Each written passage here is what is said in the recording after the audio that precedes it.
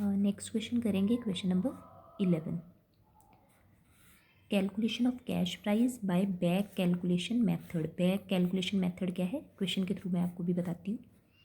A machinery is taken under the hire purchase system for 2500। Hire purchase price क्या है, 2500, to be paid as follows. On delivery 400, means on the rate of agreement 400, at the end of first year 600, at the end of second year 400, at the end of third year 1100।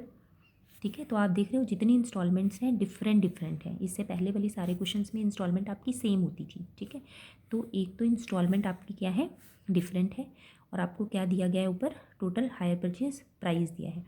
तो ऐसे questions में हमें interest calculate करने के लिए back calculation method use करना पड़ता है, जहाँ पे ये आपका इंस्टॉलमेंट डिफरेंट है, अलग है हर एक ईयर में। ठीक है, इंटरेस्ट इंक्लूडेड इन ₹2500, इसीलिए हायर परचेज प्राइस है, क्योंकि इसमें इंटरेस्ट इंक्लूडेड है।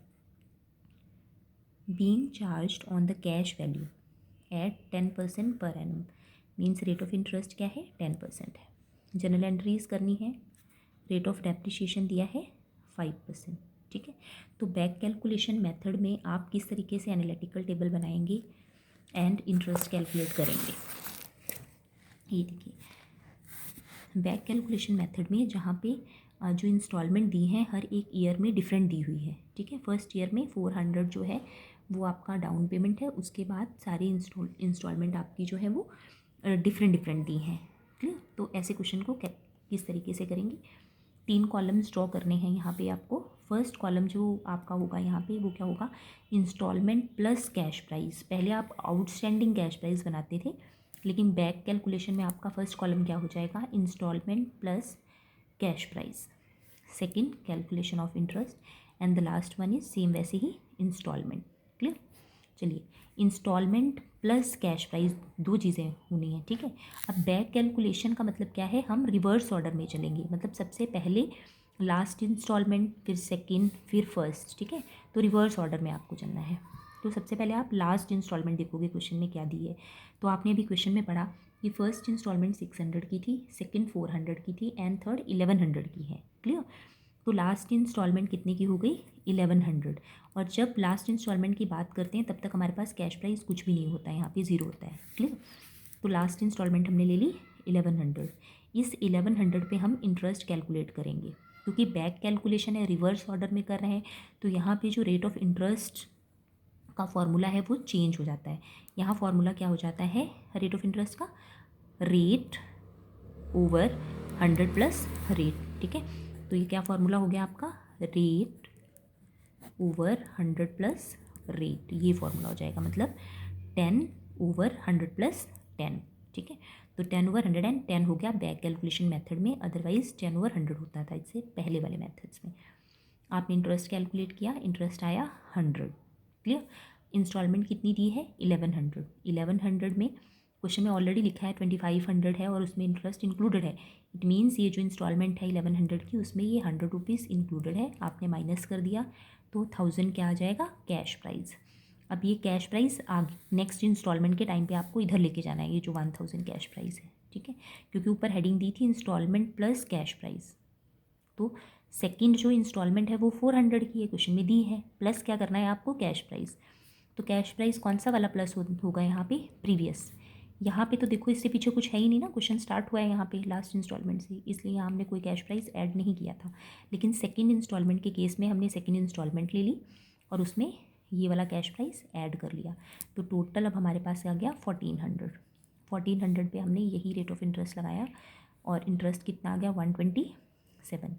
सेकेंड इंस्टॉलमेंट थी 400 की, इसमें इंटरेस्ट इंक्लूडेड है, 127 इंटरेस्ट हमने माइनस कर दिया, तो ये आ गया cash price of the instalment. फिर अब क्योंकि रिवर्स ऑर्डर में चल रहे हैं, लास्ट थी सेकंड, अब आप कौन सी आ गई, फर्स्ट। फर्स्ट इंस्टॉलमेंट क्वेश्चन में दे रखी है 600। ठीक है, प्लस कैश प्राइस, तो कैश प्राइस कौन सा, पिछला वाला 273, उससे भी पिछले वाला 1000। ठीक है, बैक कैलकुलेशन में जैसे जैसे हम आगे बढ़ते हैं पीछे वाले सारे कैश प्राइजेस ऐड होते जाते हैं, तो ये हो गया टोटल अमाउंट 1873। इस पर इंटरेस्ट कैलकुलेट किया, आया 170। टोटल इंस्टॉलमेंट थी 600 फर्स्ट ईयर की, उसमें से इंटरेस्ट माइनस किया तो ये कैश प्राइस आ गया। क्लियर। अब अगर हमें टोटल कैश प्राइस कैलकुलेट करना है तो हम क्या करेंगे, ये तीनों ईयर्स का जो अलग अलग कैश प्राइस हमने कैलकुलेट किया है इसको ऐड कर लेंगे। ये टोटल हमने क्या किया, ऐड कर लिया। ठीक है, तो ये हमारे पास क्या आ गया, टोटल कैश प्राइस 2103।